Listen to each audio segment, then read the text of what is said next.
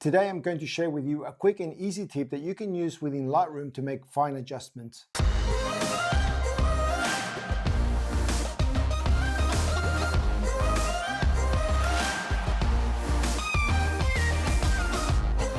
And just a quick reminder that I make videos like this all the time to help you with your photography and your videography.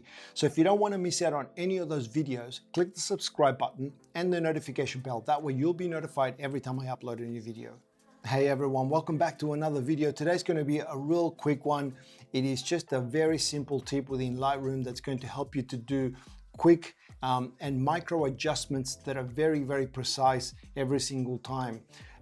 This can be a little bit difficult to do sometimes with your mouse, but particularly when you're working on a laptop and you're trying to just make changes to sliders or curves with just the trackpad on the laptop itself. Sometimes it's not precise enough. So hopefully this is going to help you and save time.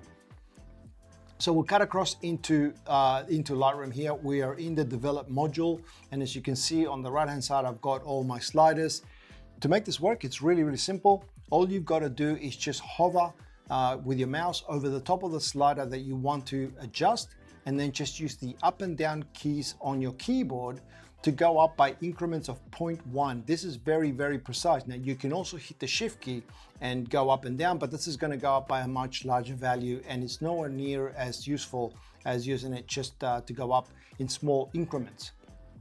This will also work in curves as well, and just about anywhere that has a slider or an adjustment mechanism of some sort. So hopefully this is something that it may also be of value to you. Anyway, that's it. I hope you found this video useful. If you did, please give it a like, subscribe to the channel if you haven't already, and thank you very much for watching, and I will see you in the next video.